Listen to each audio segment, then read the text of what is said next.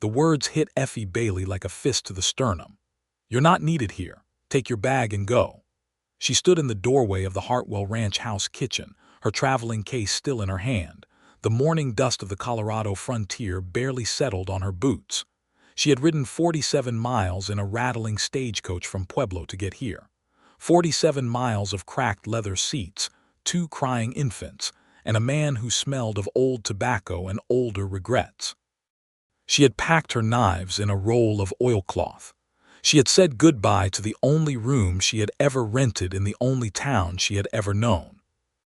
She had taken this job because there was no other choice left, and now Abraham Hartwell stood in his own kitchen with his arms crossed over his chest, and his jaw set like a barn door in a windstorm, telling her she was not needed. Effie did not move.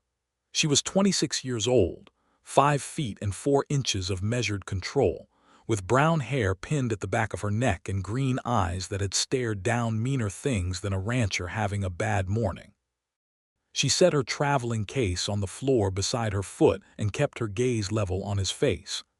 "I received a letter," she said, her voice carrying no tremor, "signed by a T. Drummond on behalf of the Hartwell Ranch. It offered room, board, and wages of $12 per month in exchange for cooking duties beginning the 15th of April, 1883. Today is the 15th of April, 1883. Abraham Hartwell was not a man who appeared to be accustomed to being answered. He was tall, dark-haired, broad through the shoulders, with the kind of sun-hardened face that came from years of working land that did not want to be worked. He looked about 32 or 33, which meant he was old enough to know better than to dismiss a woman who had just ridden 47 miles to work for him. His dark eyes swept over her once quickly, like an assessment he had already decided to discard. "Drummond overstepped," Abraham said flatly. "I had a cook. She left 3 days ago. I've since made arrangements." Effie looked at the kitchen behind him. The cast-iron skillet on the stovetop had a black crust around its rim that had not been scrubbed in at least a week. There was a pot of what appeared to be yesterday's beans sitting cold on the back burner. The wooden work table had flour dust scattered across it with no sense of purpose, and the bread tin sitting beside the window was empty. She could see, on the far shelf, a slab of salt pork that had not been properly hung, a jar of lard with its lid sitting crooked, and 3 eggs in a bowl that should have had at least a dozen eggs in a bowl if any arrangements had actually been made. "What arrangements?" she asked quietly. His jaw tightened. "That is not your concern." "You have 9 ranch hands on your payroll," Effie said, because she had read T. Drummond's letter 3 times on the stagecoach and she had a very good memory. 9 men who start work before sunup and work through till dark. They need a hot breakfast, a noon meal packed or delivered, and a hot supper. One man cannot manage that alone while also managing a ranch. You have no cook. You have a cold kitchen and 3 eggs. The silence between them was the kind that had weight. Abraham Hartwell looked at her for a long moment, and something moved across his face that she could not quite name. It was not anger. It was closer to something trapped. "Get back on the morning stage," he said. "I'll wire Drummond's agency for your travel cost." He turned and walked out of the kitchen, his boots striking the floorboards hard. Effie stood in the doorway for exactly 4 seconds. Then she stepped inside, set her traveling case against the wall under the window, rolled up her sleeves, and began. To understand why Abraham Hartwell told Effie Bailey to leave the morning she arrived, you have to go back 6 months, to October of 1882, and to a woman named Clara Voss. Clara had come to the Hartwell Ranch as a cook through the same Drummond agency, and she had lasted 4 months. In those 4 months, she had done her job well enough. She had also spent those 4 months carrying on a correspondence with a man in Denver who was not Abraham, and by the end of January she had taken with her, when she left, not only her personal belongings but a silver pocket watch that had belonged to Abraham's father and a significant sum of cash that she had found, apparently, in the lockbox in the office. The lockbox that Abraham had not realized was no longer kept in a secure location because he had trusted too easily, which was the one failure he could not forgive himself for. He had not filed a report with the marshal. Not because he did not want to, but because by the time he discovered what was gone, Clara had boarded a train and the money was as gone as the watch, and Abraham Hartwell was not a man who liked people to know where his vulnerabilities lived. So he had gone 3 days without a proper cook. He had told himself he could manage. He had told himself the ranch hands could make do. He had told himself that bringing another strange woman into his house to have access to his kitchen, and therefore access to the rest of his life, was a risk he was not prepared to take again. And then the stage had pulled up at 7 in the morning, and Effie Bailey had appeared in his kitchen doorway with a traveling case and those steady green eyes, and every dark corner of his distrust had risen up at once. But she had not left. Abraham stood on his front porch in the cool April air and listened to the sounds coming from his kitchen, and what he heard was this: the pump of the hand water pump, the clang of the iron skillet being moved to the hot position over the firebox, a drawer opening and closing with the specific efficiency of someone who was learning a new space and cataloging it as they went. Then the sound of the cast iron scraper working against the skillet, removing the black crust he had not bothered with. Then the particular whisper of flour against a work surface. He stood on that porch for 11 minutes. Then Tom Ray's, his oldest ranch hand at 40 years old with 15 of those years spent working Hartwell land, appeared around the side of the barn and called up to the porch. "Is there breakfast today, boss? Boys are getting restless." Abraham opened his mouth. From inside the kitchen, Effie's voice came clearly through the open window. 20 minutes. Tell them to wash their hands." Tom Ray's looked at Abraham. Abraham looked at Tom Ray's. "Yes, ma'am," Tom called back, and disappeared around the barn again with something that was unmistakably a grin pulling at the corner of his weathered mouth. Abraham went back inside. He found Effie at the stove with a rhythm that was organized and unhurried at the same time, which was a combination he had not seen in a kitchen before. The cast iron skillet was clean and hot, and she was rendering strips of salt pork in it while simultaneously mixing a quick biscuit dough on the work table with her free hand, pausing to stir or flip with a precision that suggested her hands operated with a kind of intelligence separate from the rest of her. She had found the cornmeal, and there was a small pot of grits beginning on the back burner. The cold beans from yesterday were set aside, covered with a cloth, apparently slated for noon meal. She did not look at him when he came in. "I told you to leave," he said. "You did," she agreed. She pressed the biscuit dough out on the floured surface and began cutting rounds with the mouth of a tin cup. "This is my house." "It is." "Then you will leave it." She transferred the biscuit rounds to the pan, with the focus of someone completing a thought. Then she straightened and looked at him directly, and her eyes were very calm and very clear, which he found more unsettling than anger would have been. "Mr. Hartwell," she said, "I have 31 cents in my purse. The morning stage has gone. The next one does not come until day after tomorrow. I have no money for the boarding house in town and no means of returning to Pueblo before you cut me a travel voucher, which by your own word you will not do until you have wired Drummond's agency, which you cannot do until the telegraph office opens at 9, which is 2 hours from now. Your men need breakfast. I can make it. After you have wired the agency and they have sent return travel funds, I will be happy to discuss leaving. Until then, your biscuits are going into the oven." She turned back to the stove. Abraham stood in the middle of his kitchen and felt something he had not felt in a very long time, which was the specific, slightly humbling sensation of having been outmaneuvered by someone operating on pure logical ground. He sat down at the kitchen table. He did not tell her to leave again that morning. The 9 ranch hands of the Hartwell spread came through the kitchen in shifts, which was how the last cook had managed it, and how Effie immediately understood was necessary given the table only seated 6. They came in dirty and tired from the early morning chores, and they left quieter and fuller than they had been in the 3 days since Clara Voss had departed. Tom Ray's was the last one through, and he paused at the kitchen door and turned back. "Best biscuits since my mother made them in San Antonio," he said. "If that means anything." "It means quite a lot," Effie said. He touched the brim of his hat and left. Abraham had eaten at the far end of the table in silence. He had eaten 3 biscuits and a full plate of salt pork and grits, which told Effie everything she needed to know about the state of meals at the Hartwell Ranch for the last 3 days, because a man who had truly made arrangements would not eat like a man who had not eaten properly since Tuesday. She began the wash-up and did not look at him.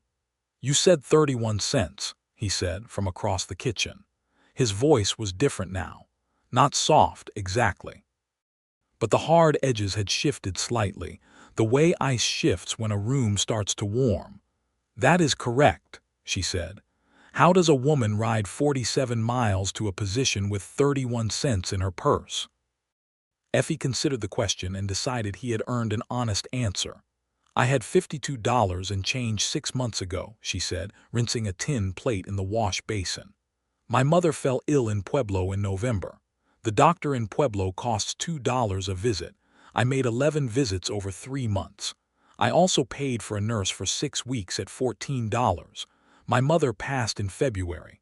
The funeral cost $9.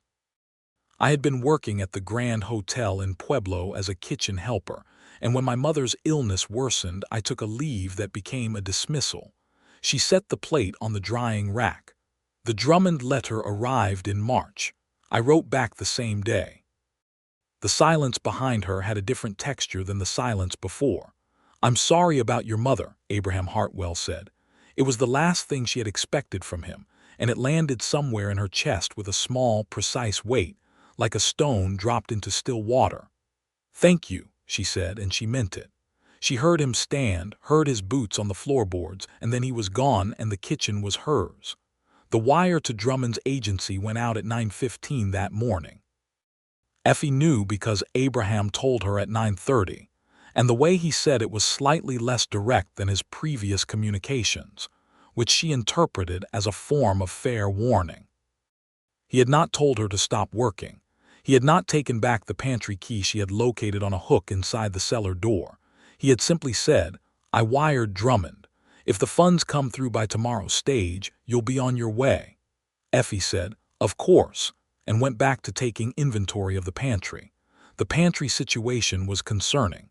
She found this out over the next 2 hours, and she made a list on a square of brown paper she found folded on a shelf. The salt pork would last 6 more days at current consumption rate. The cornmeal was low. The coffee supply was alarming. There were 2 sacks of flour, one nearly empty, and the sugar tin had less than a pound left in it.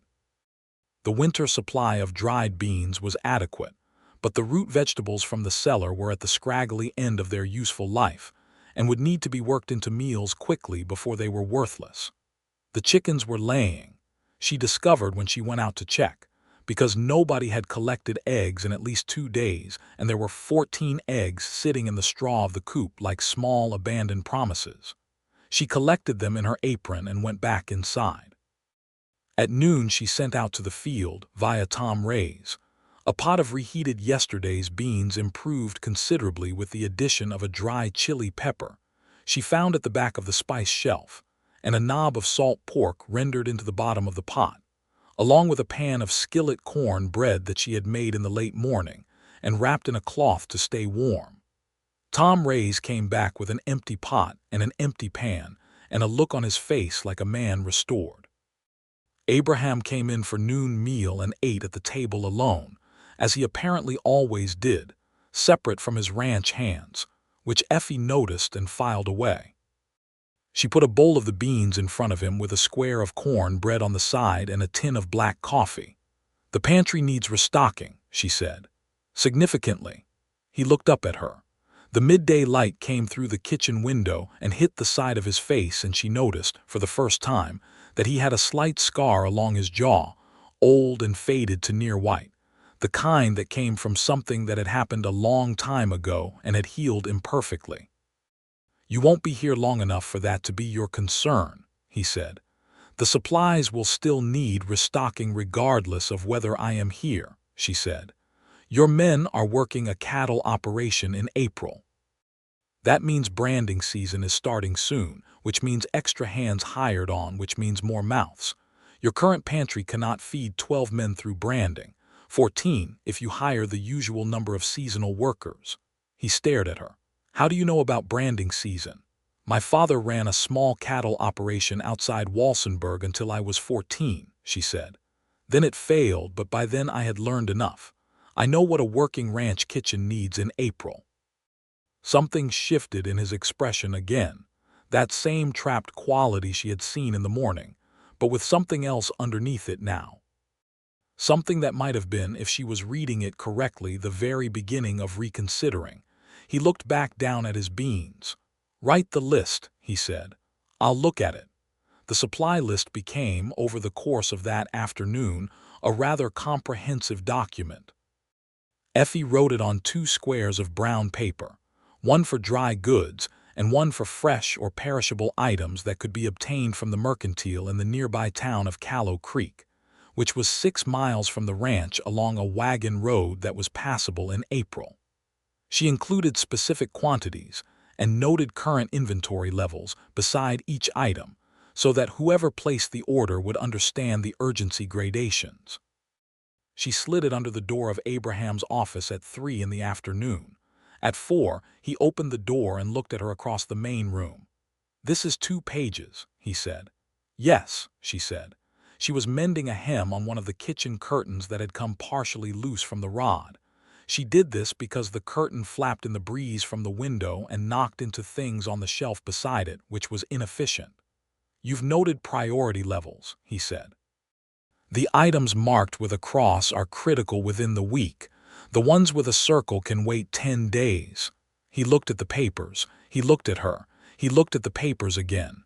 "You're not leaving tomorrow," he said. It was not a question. It was not quite an invitation.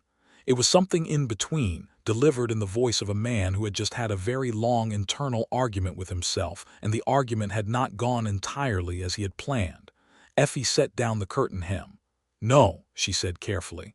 "I don't believe the return funds will arrive that quickly from Denver. Agency wires take a day each way at minimum." "That is correct," he said. They looked at each other across the main room of the Hartwell Ranch house in the late afternoon light of an April day in 1883. "The supply run is Saturday," he said. "I'll take the list." "Thank you," she said. He went back into his office and closed the door. Effie looked at the closed door for a moment, and then she went back to the curtain hem. Saturday was 2 days away. In those 2 days, a great deal happened that was small in individual measure but large in cumulative effect, which is often the way things of significance begin. The first thing was this. Effie discovered on Thursday morning that Abraham Hartwell drank his coffee black and strong, and that he came into the kitchen at precisely 5:15 every morning, a full half-hour before the ranch hands arrived for their breakfast shift. She had been up since 4:30 on Thursday, working through a bread bake that the ranch needed, and when he appeared in the kitchen doorway at 5:15 and found the coffee already on and a fresh loaf wrapped at the end of the work table, the expression on his face was so completely unguarded that she had to look away, because it was the expression of a man who had not been looked after in a very long time and had forgotten what it felt like. He poured his own coffee without a word and sat at the far end of the table as was his habit. The second thing was this. Effie found, while cleaning behind the dry goods shelf in the pantry, a child's drawing pinned to the wood of the wall, hidden by the shelf, which would only have been found by someone moving the shelf entirely. It was drawn in pencil on a scrap of brown paper, the way children draw when they have no proper paper, and it showed a figure that was clearly meant to be a man on a horse, with a large hat and what appeared to be a dog beside him. At the bottom, in the careful, oversized lettering of a young child learning to write, was the name ABE. She pinned it back exactly where she had found it and moved the shelf back into position, and did not mention it to anyone. The third thing was this. On Thursday evening, after supper was done and the kitchen was clean and the hands had retired to the bunkhouse, Abraham Hartwell appeared at the kitchen door and said, with an awkward directness that was somehow more uncomfortable than his earlier coldness had been, "Drummond's agency has not yet responded to my wire." Effie looked up from the recipe notes she was making in the margins of a small journal she kept. "I see," she said. He stood in the doorway. He was not a man who stood in doorways. He was a man who occupied spaces fully or not at all, and standing in a doorway was clearly costing him some effort. "The sleeping room at the back of the house has been prepared for you," he said. "Drummond's letter would have mentioned that it comes with the position." "It did mention it," she said. "I've been using it since Tuesday night." He blinked. "Oh," he said. "Your previous cook left the bed made up," Effie said, keeping her voice neutral. "I washed the linens on Wednesday." He stood there for a moment longer, and then he said, "Good night, Miss Bailey," with the tone of a man who has just realized he was several days behind everyone else in a particular understanding, and he left. Effie listened to his boots on the floorboards going toward the master bedroom at the front of the house, and she allowed herself a very small smile before she went back to her notes. Saturday came with a clear sky and a cold morning wind that smelled of the high country to the west. Abraham hitched the wagon before sunrise and was ready to leave for Callow Creek by 8, the supply list folded in his shirt pocket. He told Tom Rays, who was the foreman in all but official title, to oversee the morning's fencing work on the north pasture. Effie appeared at the wagon with a second sheet of brown paper and a small written order for the apothecary, if Callow Creek had one, for a tin of baking powder and a paper of soda. She had been making her baking powder from cream of tartar and baking soda, but the supply of cream of tartar was entirely depleted, which she had noted on the original list but wanted to make sure was not overlooked. Abraham looked at the paper. "Get in," he said. Effie looked at him.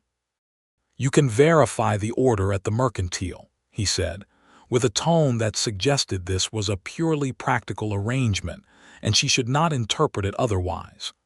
"Rays and the hands won't need dinner until 6. You'll be back in time." Effie looked at the wagon. She looked at the clear sky. She thought about being cooped up in a ranch house kitchen for 4 more days since arriving, which was entirely her own choice and her own doing, but still. "All right," she said, and climbed up onto the wagon seat. The 6 miles to Callow Creek along the wagon road was a journey that took just under an hour, and in that hour Abraham Hartwell said approximately 4 things, none of which were personal. He noted that the road was likely to flood in another 2 weeks if the snowmelt from the high country came down as fast as it looked like it might. He pointed out, when she asked, that the foothills to the west belonged to a neighbor named Elias Marsh who ran sheep, which Abraham said with the flat tone of a man who held a specific professional opinion about people who ran sheep. He told her that the mercantile in Callow Creek was run by a man named Harold Fitch, who was reliable but slow, and she should expect to wait while he gathered the order. He also said, unprompted, about 40 minutes into the ride when the high country was beginning to show itself in the distance, "The view is better in the morning." Effie looked at the mountains. "Yes," she said, "it is." And then they were quiet again, but the quiet was different from the kitchen quiet. It was outdoor quiet, which had more space in it. Callow Creek in April of 1883 was a town in the process of deciding what it wanted to be. It had a main street with a mercantile, a telegraph office, a land office that also served as the county recorder's office, a barber shop, a small hotel called the Western House that doubled as a saloon in its front room, and a combination feed store and livery at the south end of the street. There was a small church at the north end that was also sometimes used as a schoolroom, and a row of 4 small houses along a cross street where the permanent residents of the town had begun building more permanent things, which is always the sign that a frontier settlement has decided to stay.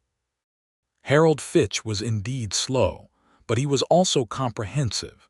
And while he gathered the supply order from the back of the mercantile, Effie moved through the store and made 2 additions to the list that she paid for from the household account that Abraham had, with a spare practicality, told her to use. She added a tin of dried apricots and a small crock of molasses, both of which had been missing from the pantry and both of which she had a specific plan for in terms of the coming week's meals. When Harold Fitch came out from the back with the first set of supplies, Abraham was leaning against the counter, and he looked, in that moment, like a man who had not left his own land in longer than the 2 weeks since the last supply run would suggest. He had the particular stillness of someone who was more comfortable watching than being watched. Effie set the tin of dried apricots and the molasses on the counter beside the rest of the order.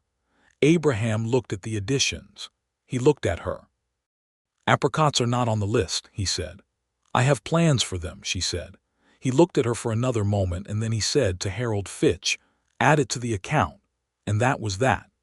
They loaded the wagon together, which was not something Effie had expected him to help with, but he lifted the heavier sacks without comment, and she handled the smaller, more fragile items, and in 15 minutes they had everything secured in the wagon bed under a canvas tarp. They walked back along the main street toward the wagon. They passed the western house, and a man in a gray jacket sitting on the step of it looked up and looked at Effie, and then looked at Abraham with the specific expression of a man who had just connected a piece of gossip to a reality. "Hartwell," the man said, "heard you got a new cook." Abraham said nothing and kept walking. "News travels fast," Effie said quietly, more to herself than to him. "It always does," Abraham said. "Callow Creek has about 300 people in it, and none of them have enough to do." She almost laughed. She did not, but almost. On the road back, about halfway, Abraham said, without preamble and without looking at her, "Drummond's agency replied this morning before I left." Effie went still on the wagon seat. "The return funds will not be coming," he said. "Drummond says the agency is not responsible for travel costs when the client rejects the placement on arrival, which is technically the position outlined in the contract he and I signed, and which I cannot dispute." The implications of this arranged themselves in Effie's mind in very short order. "I see," she said. "I have not behaved well in this matter," he said. The words came out flat and forward, with no decoration, in the way of a man who was accustomed to stating facts, but was not accustomed to stating facts that reflected poorly on himself, and it was clearly costing him something. "I dismissed you on the morning you arrived, before you had been given any fair chance, and now you are in a position of difficulty because of that decision. That is the truth of it." The wagon rolled on across the Colorado scrubland, the mountains watching from the west. "The position was offered at $12 a month," Effie said quietly. "Yes, and room and board. Yes." She looked at her hands in her lap. "Then I am still here in the capacity the letter described, unless you intend to dismiss me again." The pause lasted about as long as it took the wagon to cover 30 yards of road. "No," Abraham said, "I don't." He did not look at her. She did not look at him. But something between them had shifted significantly, the way the landscape shifts when a pass through the mountains finally opens up and you see what was on the other side all along. The first 2 weeks at the Hartwell Ranch had their own rhythm, and Effie learned it the way she had always learned necessary things, which was by paying close attention and adapting without complaint. The ranch hands were 9 men of varying ages and backgrounds. Tom Ray's was the eldest and the steadiest. There was a young man named Will Dobbs who was maybe 20 years old and ate with the enthusiasm of someone who had forgotten that food could be good. There was a quiet Ute man named Joseph Sunhawk who had been working the ranch for 4 years, who ate alone at the end of the kitchen table and never asked for more than he was given, and always left the table cleaner than the others, which Effie noticed and appreciated. There were the Caldwell brothers, Sam and Pete, who were good workers but persistent complainers about everything except the food, which they uniformly praised from the second meal onward. The remaining 4 hands were seasonal workers hired for the spring, reliable in their way, and they cleared out every evening to the bunkhouse without much conversation. The kitchen became, in those 2 weeks, entirely Effie's in a way that she had not anticipated, and that she found, to her own slight surprise, was the first thing that had felt fully hers in a very long time. She reorganized the pantry on the second full day of employment, moving the heavier items to lower shelves and the frequently used items to front and center. She discovered, in a cedar box in the corner of the pantry, a collection of handwritten recipe cards in a woman's handwriting that was not Clara Voss's, based on the dates on the cards, which went back to the early 70s. She assumed these belonged to Abraham's mother or perhaps a wife, and she treated them with the same care she had given the child's drawing behind the shelf, which was to say, she handled them carefully and did not ask.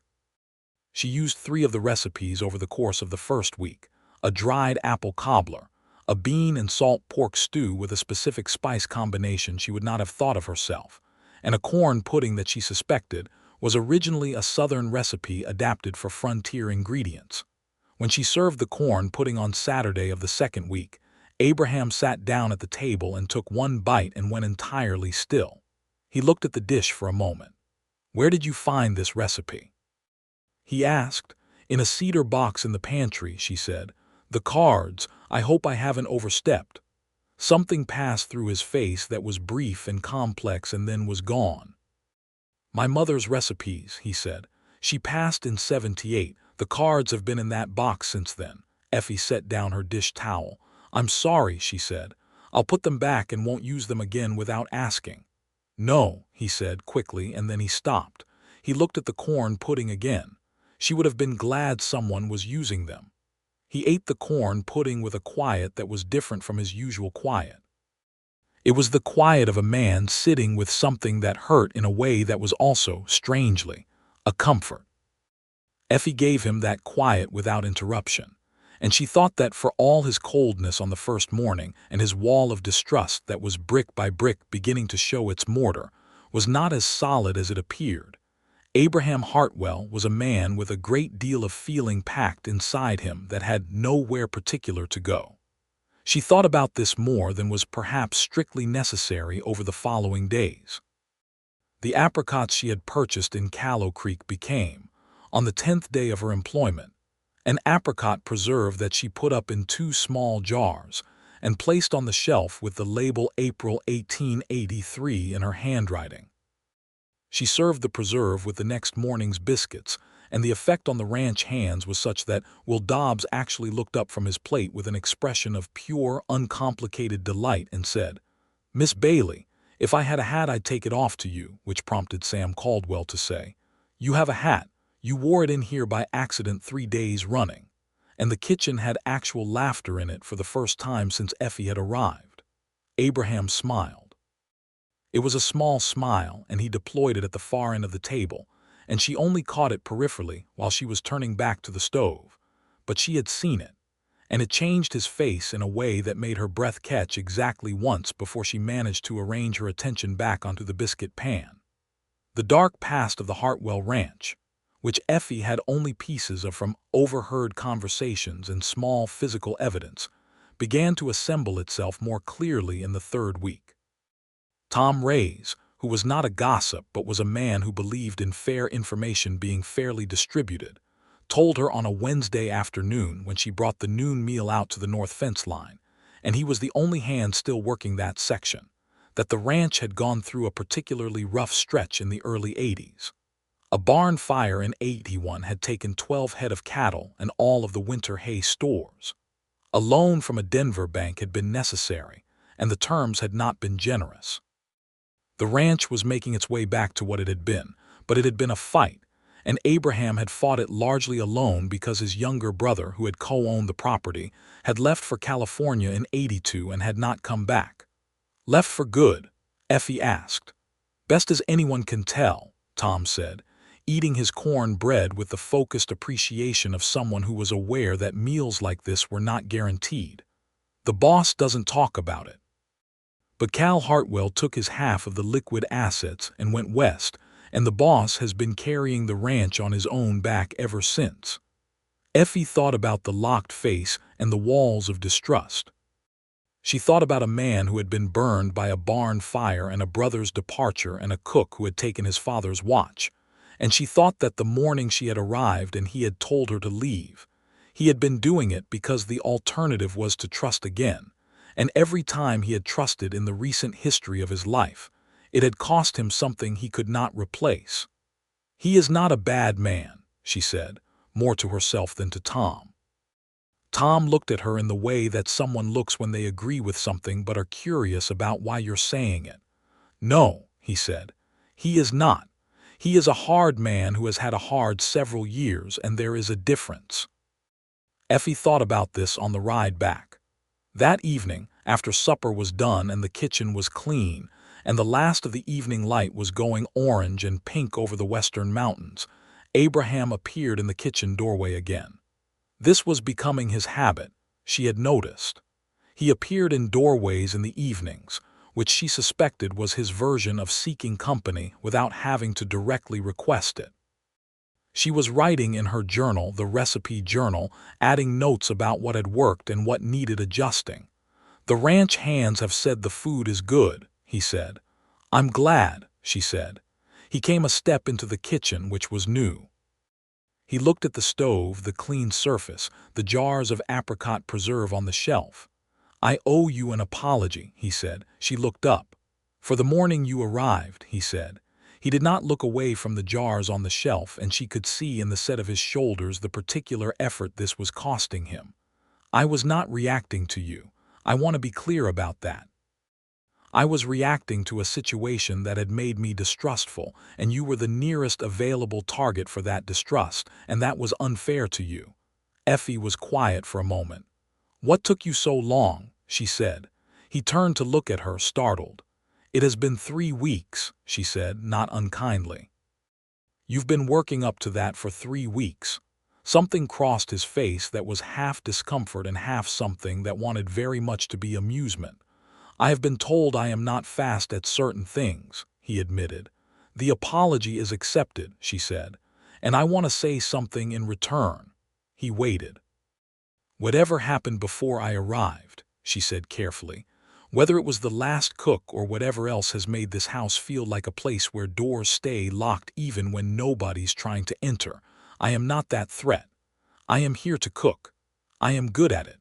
I do not have any hidden motive beyond earning wages and rebuilding what I lost when my mother was ill. That is all I am. You don't have to hand me the keys to your soul to let me do my job."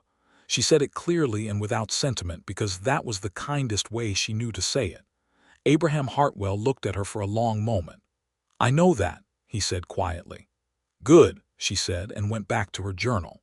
He stood there for a moment longer, and then he pulled out the chair at the near end of the kitchen table and sat down, not at his usual far end, and he said, "What are you writing?" And that was the beginning of the evenings. The evenings became a habit, and habits in frontier life have a weight and meaning that they might not carry elsewhere, because on the frontier, habits are a form of choosing. You do not accidentally spend an evening sitting at a kitchen table when there are 100 other things competing for your attention. You choose it. They talked, in those evenings, with the particular careful quality of two people learning the shape of each other's honesty. Abraham talked about the ranch in the practical terms of a man explaining a system, which was, Effie came to understand, how he talked about most things he cared about.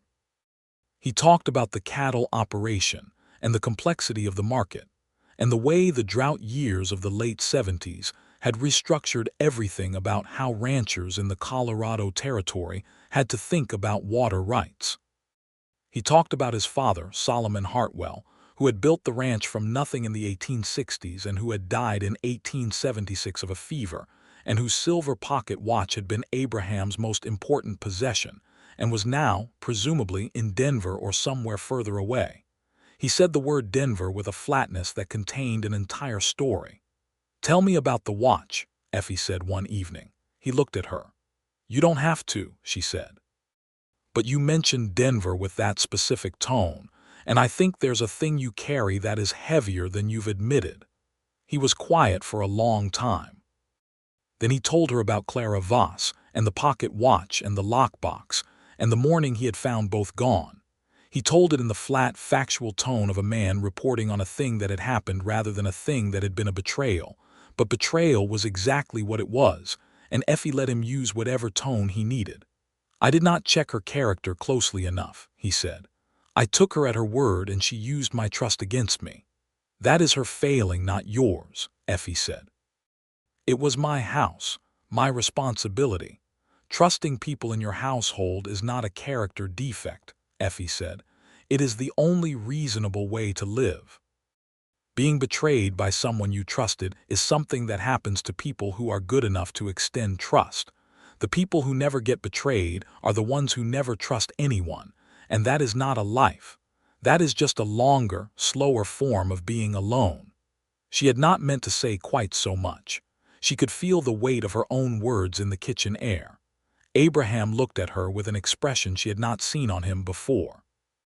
It was not the trapped look or the flat look or even the brief unguarded look from that first morning. It was something more open than any of those, something that recognized itself in what she had just said. "You speak from experience," he said. "I have spent a great deal of the last year being alone," she said. "I know what it costs." He nodded slowly. Outside, the Colorado night pressed against the kitchen window and the fire in the stove ticked and settled, and they sat across from each other at the table that had started to feel, to both of them, like the most honest location on the property. Branding season arrived in the last week of April with the hired hands that Abraham had brought on. 3 additional men who slept in the bunkhouse and ate at the kitchen table in the first shift every morning, bringing the total count to 12 at peak times. Effie had prepared for this with the thoroughness of someone who had grown up watching a cattle operation and knew what the body needed when it was working 12-hour days under a spring sun. She was up at 4 every morning during branding season. The breakfast was hot by 5, and it was substantial.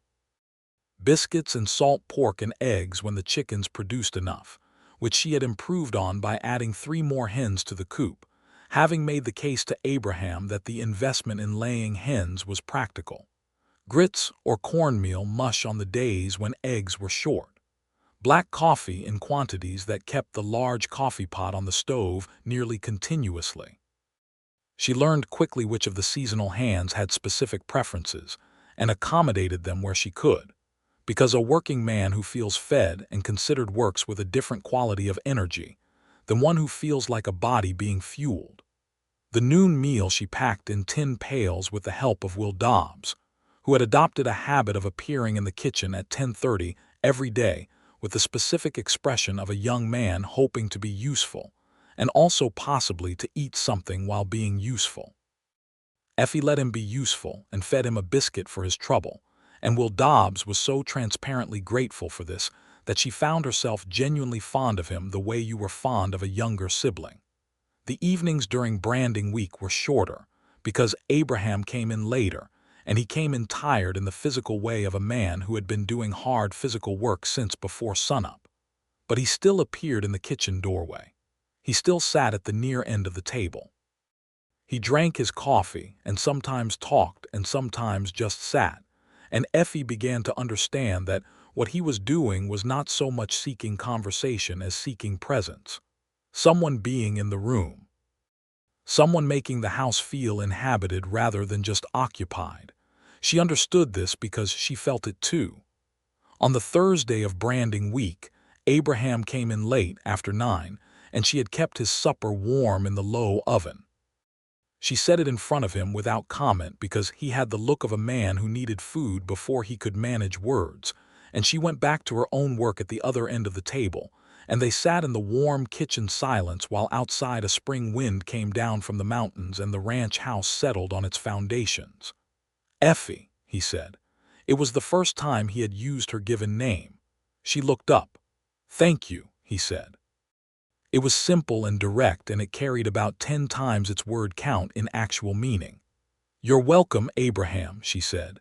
His name in her mouth landed with a small visible effect, a slight shift in how he was holding himself, a fractional relaxing of the line of his shoulders. He ate his supper.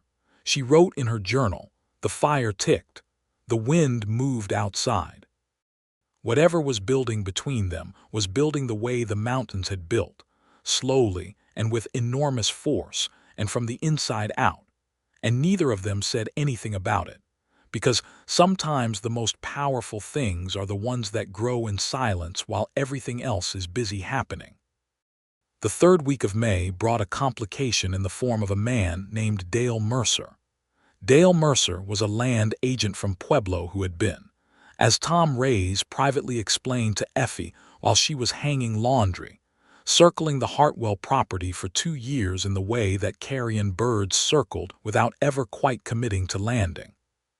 He had business interests in the railroad that was working its way through the southern Colorado territory, and the Hartwell land sat in a position that would be useful to those interests. He arrived on a Tuesday afternoon in a hired buggy, wearing a good suit that was too hot for the season and a smile that had been practiced rather than grown. He was about 45, heavy through the middle, with quick eyes that moved over things as though calculating their value. Abraham was out on the east pasture, and Effie was the first person Mercer encountered when he came to the ranch house door. He looked at her with the quick calculating eyes and said, "You're the cook." "I am," she said. "Tell Hartwell that Dale Mercer is here to discuss the survey proposal." "You can wait on the porch," she said pleasantly, "or I can take a message, but Mr. Hartwell is working and I don't send men out to working pastures for unannounced visitors." Mercer's eyes went cold for just a moment before the practiced smile reasserted itself. "I'll wait," he said. She brought him water because it was hot, which was a courtesy rather than a welcome, and she was clear about that distinction in her own mind if not in words. She went back inside and sent Will Dobbs, who happened to be near the barn, to find Abraham and tell him Dale Mercer was on the porch. Abraham came in 20 minutes later. He came in from the back, through the kitchen, and Effie was at the work table and she saw his face when Tom had already told him who was waiting, and the face was closed and careful in a way she had not seen since the early days. "You know him," she said quietly. "I know what he wants," Abraham said. "He wants to buy the north section of land along the creek.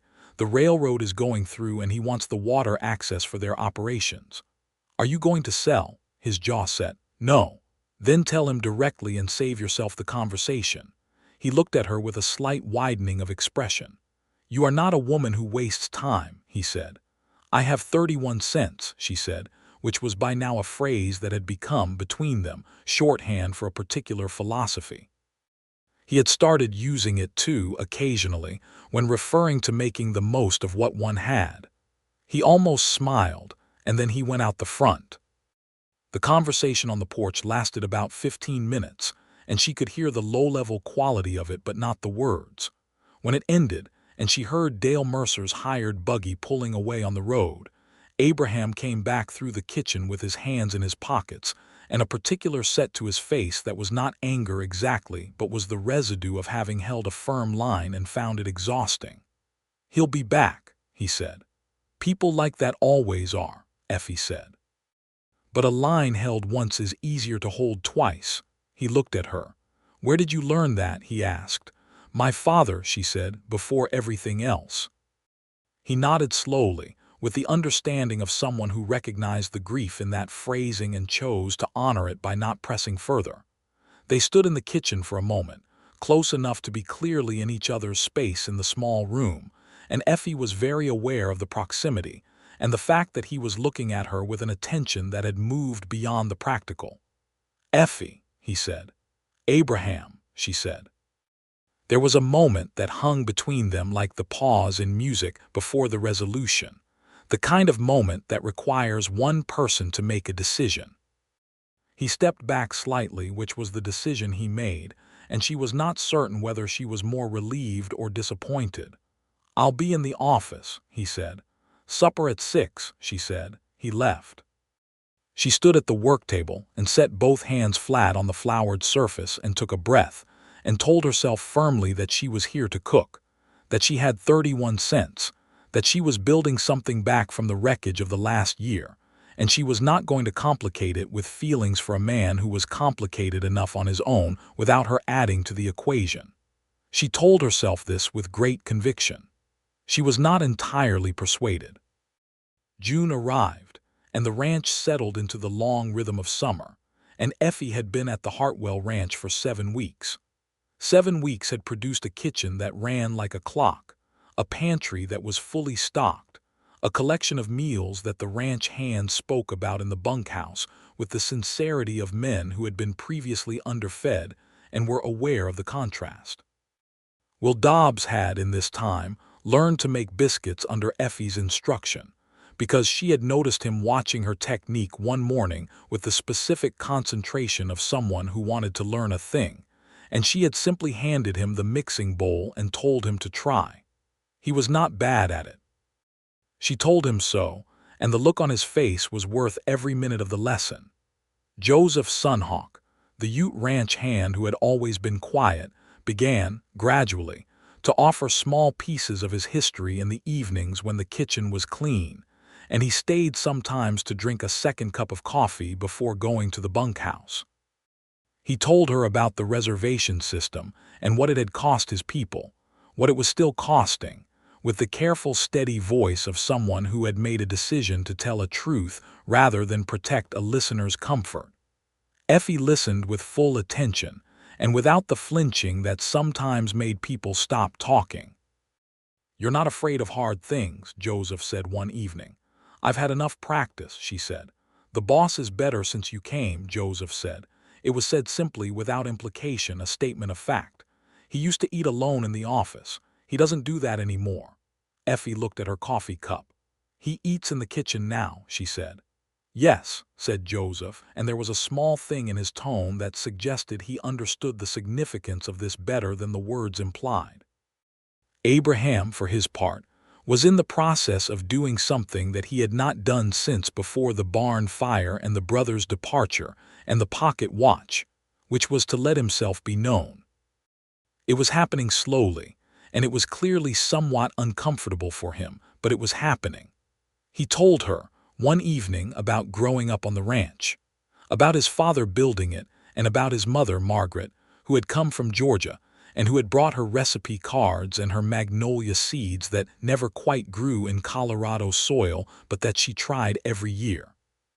About his brother Calvin, who had always wanted something else and who had left, and about how the leaving had been, in some ways, a relief and in other ways the most significant silence he had ever had to learn to live inside. "Do you miss him?" Effie asked. "I miss who he was before he decided to leave," Abraham said. "The man he was when he left, I don't know that man well enough to miss him." She understood this in a way she did not need to explain, because it was the same way she understood her mother's illness, which had taken the particular person her mother had been long before it had taken her body. In early June, a letter arrived for Effie via the Callow Creek post. It was from a Mrs. Irene Collier in Pueblo, who had been her mother's close friend and who wrote occasionally. The letter said that the Grand Hotel in Pueblo had been sold and was under new management, and that the new management was, according to Mrs. Collier, improving the kitchen staff considerably, which Irene Collier meant as information, but which Effie recognized as the specific kind of news a woman shares when she thinks her friend might want to know that a door is open. Effie read the letter twice on a Tuesday morning and then folded it and placed it in her journal. At noon, when the kitchen was quiet and the hands were at the far pasture, Abraham came in for coffee and found her standing at the window looking at the mountains with a particular stillness that was different from her usual stillness. "News?" he asked. She considered how to answer. "There's a position in Pueblo," she said. "A woman who knows my work wrote to tell me about it." Abraham poured his coffee. His back was to her. "A better position than this?" he asked. His voice was perfectly controlled, and she had come to know his voice well enough to hear what was happening underneath that control. "Different," she said honestly. "The Grand Hotel has a full kitchen staff of 4, more hours, possibly better wages, proper facilities." He turned. He looked at her across the kitchen. "Is that what you want?" he said. The question was plain and direct, and it contained several other questions inside it that neither of them had said aloud yet, but they were both fully aware of those interior questions. "I don't know what I want exactly," Effie said, which was the truest thing she had said in weeks. "I came here with 31 cents and a letter and the intention to earn back what I lost. I have done that. I have wages saved. I have my footing again." She looked at him steadily. "But I don't know that what I want is to go back to Pueblo and cook for a hotel." He crossed the kitchen. It was not a dramatic movement. He simply covered the distance between the coffee shelf and where she was standing by the window, and he stopped close enough that she had to look up at him. "Then don't go," he said. "Abraham," she said, and her voice was careful. "I am not saying it for the cooking," he said. "I am aware that I should say that more clearly than I have been managing to say anything." She looked at him. Her heart was doing something irregular. "You have the most deliberate approach to saying something that I have ever witnessed," she said. "I am working on being faster," he said, and there it was, that rare full smile, and it transformed his face in a way that made her breath go entirely unreliable. She put her hand against his chest, not to push him away but to establish the reality of him, because there was a part of her that was still the woman who had stood in this kitchen doorway in April with 31 cents and a traveling case and no guarantee of anything, and she needed to feel that this was real. "I am not going back to Pueblo," she said. "Good," he said quietly. He put his hand over hers on his chest. They stood like that for a long moment, in the kitchen that she had made hers, with the mountains in the window and the fire in the stove and the sounds of the ranch all around them.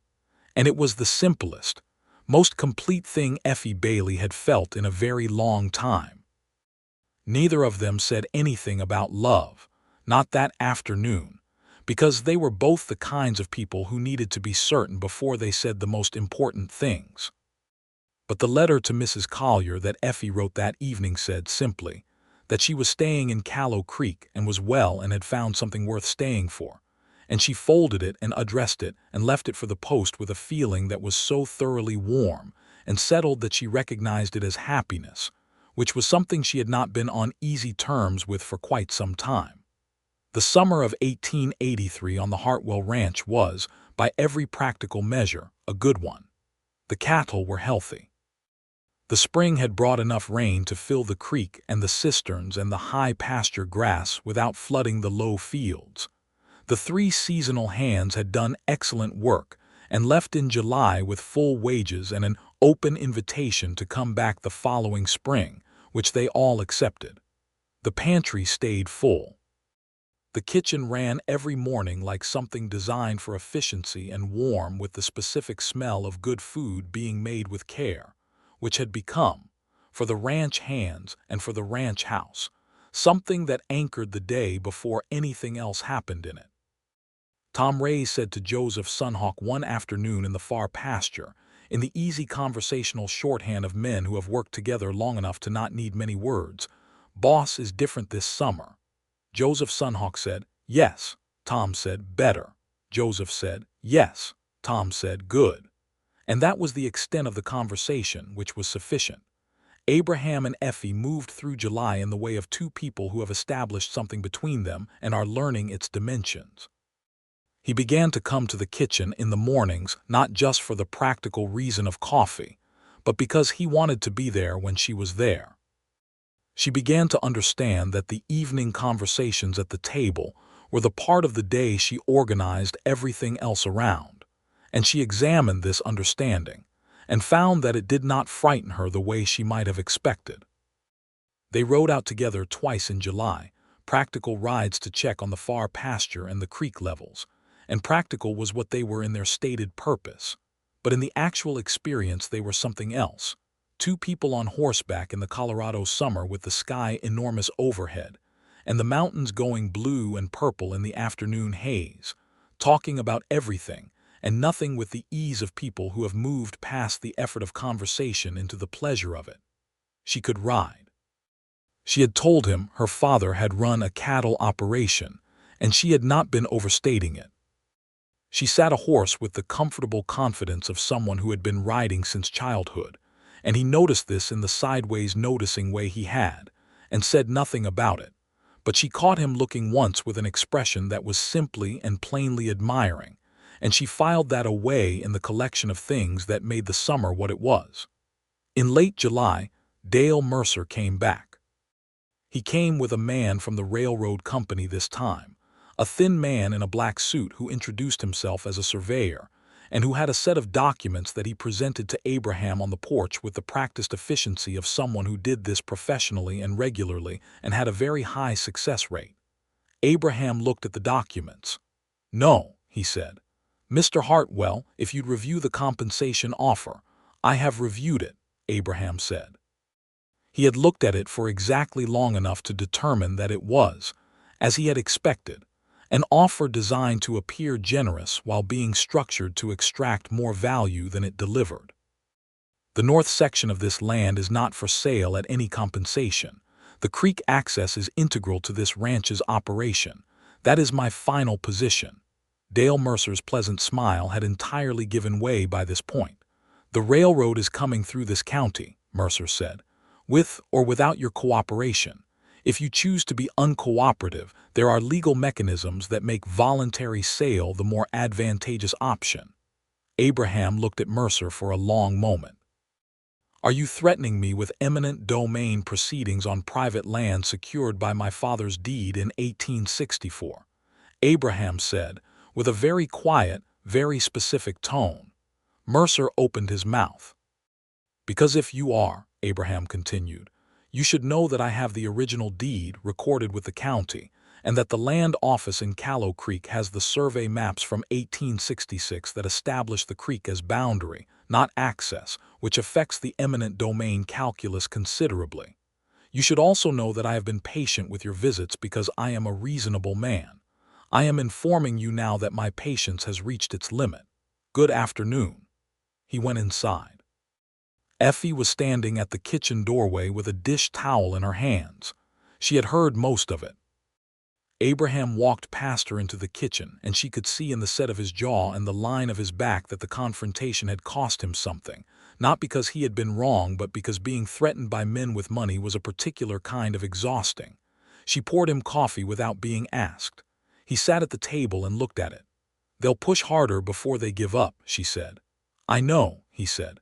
"What do you need?" He looked at her, not at the coffee or the table or the window, at her. "This," he said simply, "whatever this is, sitting in this kitchen with you knowing it is going to be here when I come in." Effie sat down across from him. "Abraham," she said. "I know I am slow," he said. "I have been told this. I am aware that I should have said more sooner and said it more directly, and I am going to correct that now." She waited. "I love you," he said. He said it with the flat directness he used for everything he meant most, no decoration, no preamble, no qualification. "I have been in love with you since at least the morning you told me I had 3 eggs and no arrangements. Possibly before that, but the eggs conversation is when I was certain." She stared at him. "The eggs conversation," she said. "You were right about everything, and I knew it, and I was still trying to send you away. And you just looked at the kitchen and told me the truth of the situation. And I thought, this is someone who knows how things actually are and says so. And I have been in a world of people who do not do that for a very long time." Effie felt something come loose in her chest, something she had been holding carefully braced since the stagecoach ride and the first morning and 31 cents. "Abraham Hartwell," she said softly. "Effie Bailey," he said, with a small, careful hope in his voice. "I fell in love with you about the time you said you were sorry about my mother," she said.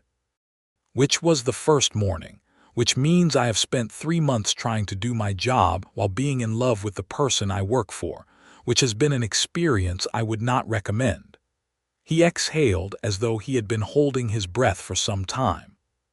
He reached across the table and took her hand, and his hand was large and work-roughened and entirely warm, and she held it and looked at him across the kitchen table in the late July afternoon light, and thought that this was the most specifically right thing she had felt in a life that had had enough wrong turns to make right things remarkable. "I would like to court you properly," he said.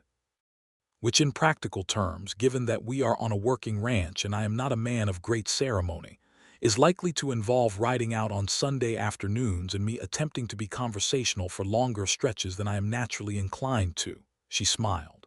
I would like that. And then, he said, with the careful deliberateness of a man who has thought about something for a long time and is now saying it, I would like to ask you to marry me.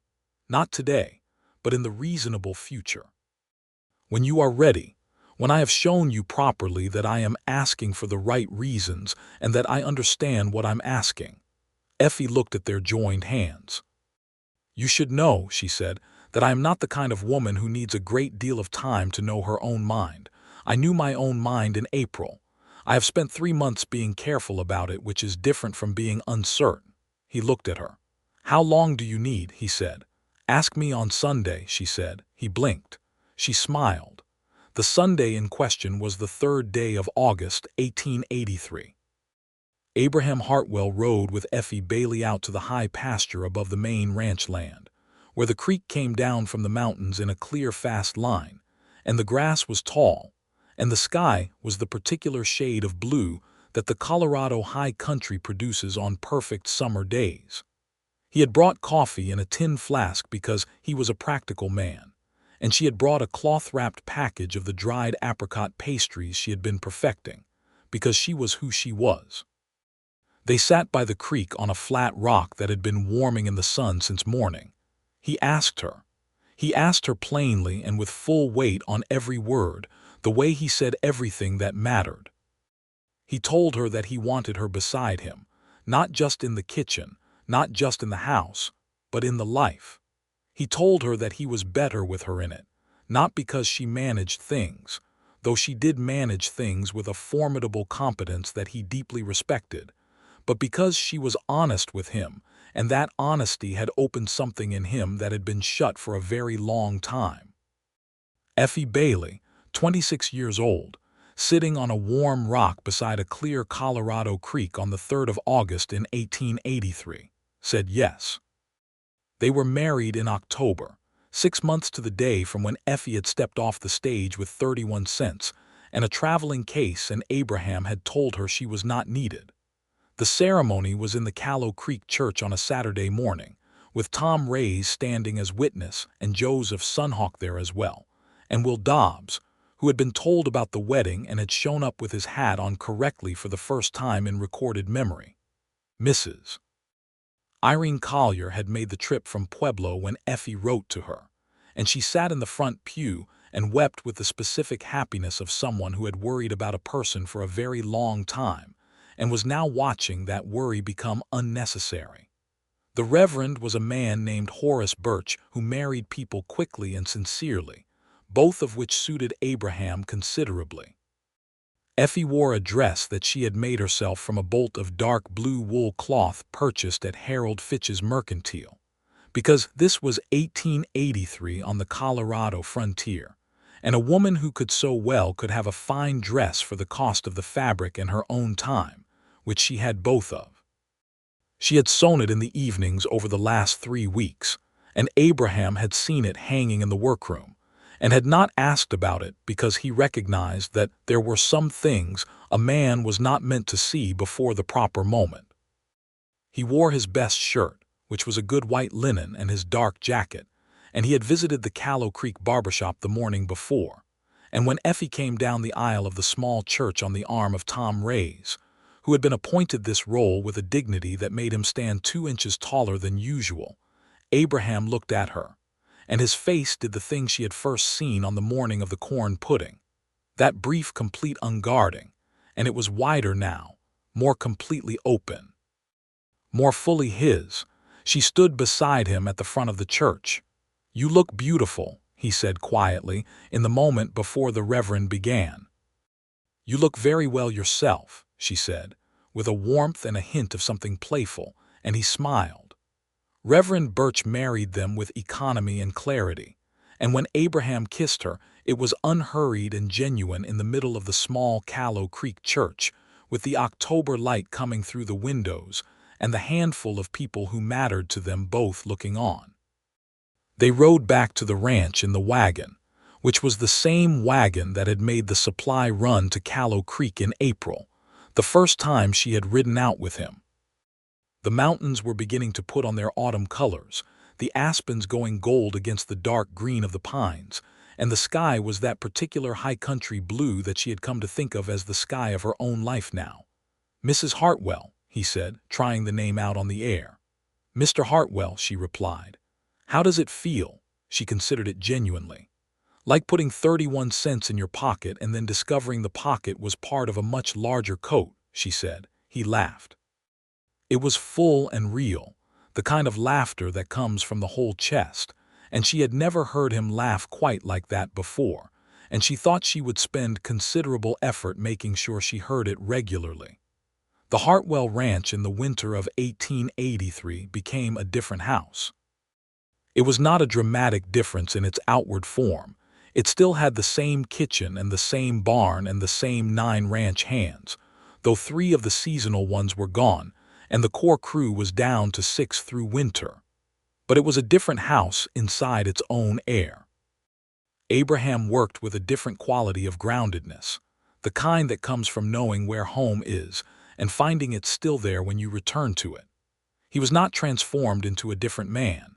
He was still direct and sometimes difficult and slow to open up to anyone outside the immediate circle.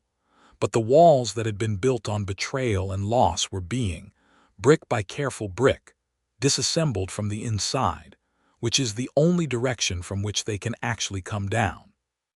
Effie cooked and ran the kitchen and kept the books better than they had been kept before, because she had a facility with numbers that she had never particularly advertised, but which revealed itself naturally when she started reviewing the household accounts and found 3 places where the previous system had been losing money without anyone noticing. She brought these to Abraham's attention with the same straightforward clarity she brought everything to his attention, and he sat across the desk from her and looked at the figures and said, "How did you find this?" "I was looking," she said. He looked at her over the account book. "Effie," he said. "Abraham," she said. "You might be the most effective person I have ever known." "I have 31 cents," she said. "You have never had 31 cents since the first week of May," he pointed out. "The philosophy holds regardless," she said. He smiled and reached across the desk and took her hand, and she squeezed it and went back to the accounts, and they worked together in the ranch office on a November afternoon, with the first serious snow coming down outside and the stove going in the kitchen and the smell of the evening stew reaching them even there. And it was, unremarkably and entirely, a perfect afternoon. Dale Mercer came a 3rd time in November, and this time he brought a letter from the railroad company's legal office in Denver that was crafted to suggest the possibility of eminent domain proceedings without outright stating them, which was the kind of document designed to frighten rather than to inform. Abraham read it at the kitchen table with Effie beside him, and then he handed it to her. She read it. "This is a pressure document," she said, "not a legal one. They can't actually do what they're implying here without a county commissioner's approval, and the commissioner in this county is a man named Reed who has been documented as opposing railroad land seizure in at least 2 previous cases. I read the Callow Creek Gazette." Abraham looked at her. "How long have you been reading the Gazette?" he asked. "Since May," she said. "Harold Fitch leaves the back issues in the Mercantile. I took them when we made the supply run." He picked up the letter again. "You're telling me they're bluffing. I'm telling you the legal position is weaker than the language implies. Which doesn't mean you shouldn't speak to a lawyer, but it means you should not be frightened into a decision by a letter that is designed to frighten." He put the letter on the table and looked at it for a moment. "I will write to the Denver Land Law Office," he said. "Get a proper assessment." "I think that's wise," she said. "Mercer never came a 4th time." The lawyer's assessment confirmed what Effie had suspected. The eminent domain avenue was not viable without county commission support that Mercer did not have. A letter from the lawyer's office to Mercer's railroad contacts made clear that the Hartwell land was not a target worth the legal exposure, and by December the matter was closed. Abraham told Effie about the lawyer's reply at the kitchen table and watched her absorb this information with the calm of someone who had expected no less. 31 cents, he said. Exactly, she said. By the spring of 1884, when the first anniversary of Effie's arrival at the Hartwell Ranch came around, the ranch was in the best financial position it had been since before the barn fire. The combination of good cattle prices, a full and properly managed pantry operation that reduced food waste and cost, and the corrected accounts had produced a winter surplus that Abraham had not anticipated.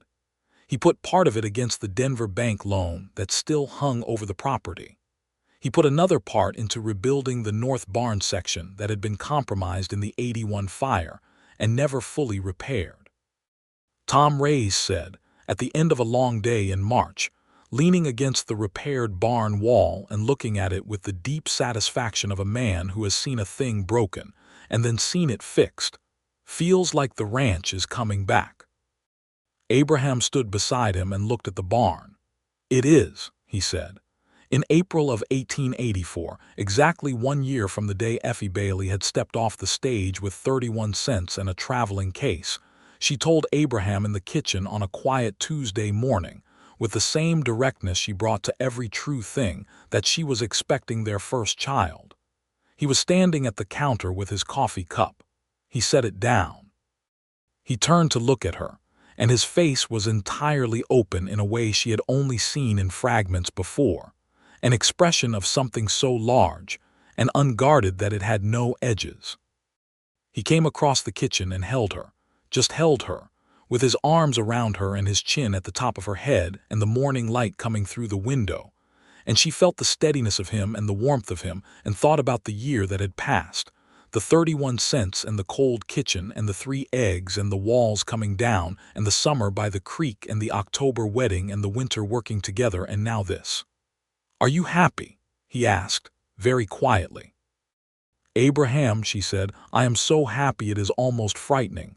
"It's not frightening," he said, "it's just this."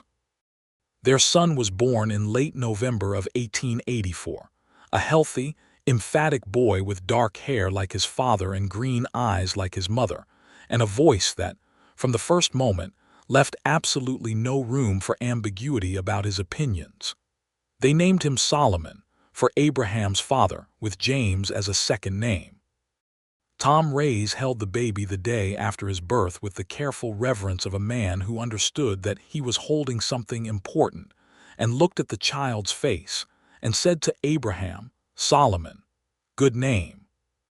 "His grandmother's corn pudding recipe is in the pantry," Abraham said, which was his way of saying that Solomon Hartwell was arriving into a family that had its full history in place and waiting for him, and Tom understood this exactly.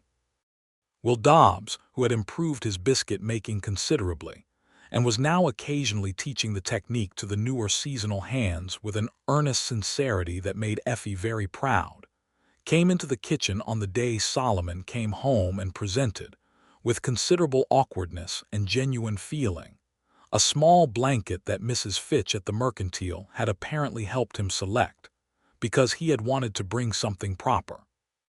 "He's very small," Will said, looking at the baby in Effie's arms. "They start that way," Effie said. "Does he eat biscuits yet?" "Give him about a year," Abraham said from the doorway. The kitchen, which had been cold and crusted and empty of warmth when Effie had first walked into it on a 15th of April morning with 31 cents and a traveling case, was by this December morning in 1884 a kitchen that smelled of coffee and bread, and the particular warmth of a place that was fully and genuinely alive. The years after that were the years of building, which are the best kind of years, the kind where each season adds something and nothing essential is lost. Solomon Hartwell grew into a boy who was direct like his father and capable like his mother, with a natural ease with the horses that made Tom Reyes nod approvingly by the time the boy was 4 years old. He had Abraham's serious face, but the smile was Effie's smile, the one that came slowly and meant more for taking its time. In 1887, on a warm May morning, Effie told Abraham there was another child coming. They were in the garden that she had started behind the kitchen the previous spring, which was producing green beans and squash, and a row of tomatoes that were doing unexpectedly well in the Colorado soil if you gave them the right position against the south-facing fence. He looked at her over the bean plants. "Two," he said. "Two," she confirmed. He smiled the full smile, the one she had been collecting since the morning with the apricot preserve. Their second child was a daughter, born in January of 1888. They named her Margaret after Abraham's mother, the woman whose recipes still lived in the cedar box in the pantry, the woman who had brought magnolia seeds that never quite grew in Colorado, but who had planted something else entirely in this kitchen, something that Effie had found and tended and grown into what it now was. Margaret Hartwell had her grandmother's name and her grandmother's tenacity, which revealed itself early and comprehensively, and delighted Abraham in the specific way that daughters delight fathers who have themselves been tenacious people. Mrs. Irene Collier came from Pueblo to meet Margaret in the spring of 1888, making the trip on the stage that Effie had once ridden with 31 cents, and she sat in the kitchen with baby Margaret on her knee and Solomon at the table eating a biscuit and Abraham at the far end with his coffee and Tom Ray's and Joseph Sunhawk having their afternoon coffee at the bench by the window. And she looked around at the kitchen and the people in it, and said to Effie, who was at the stove making the evening stew, "Your mother would have loved all of this." Effie stirred the stew. "I know," she said, with the warmth and the grief together, the way the true feelings always come. "She would have said you did exactly right," Irene said. "I know that too," Effie said. Abraham looked at her from the far end of the table with the particular look she knew best, the one that was purely his, the one that had started as something trapped and frightened, and had become, over 5 years of morning coffee and evening kitchen conversations and supply runs to Callow Creek, and the creek in summer and October weddings, and the first breath of Solomon and the first sound of Margaret, the most open and honest look she had ever seen a person give another person. She met it over the stew pot with her own look, which was the answer it had always been. The ranch in the years that followed went from good to settled, which is not the same as stagnant, but is rather the word for a thing that has found its level and sits in it with confidence.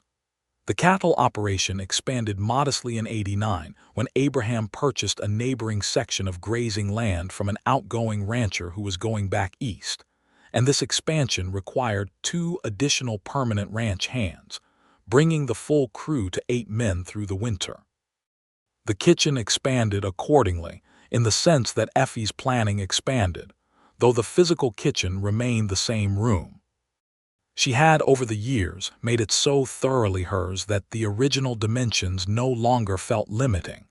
She knew every inch of it in the way that expert craftspeople know their tools, by feel and without needing to look. Joseph Sunhawk left the ranch in 1890 to go north to Colorado's Ute Reservation, where his extended family had been relocated, a departure that was peaceful in practical form, but which carried in it the weight of everything unjust about what the reservation system had done and was continuing to do to the Ute people. He came to the kitchen the morning he left and shook Effie's hand with the formal sincerity of a man who meant the gesture fully. "You kept the kitchen right," he said. "Thank you, Joseph," she said. "Be well."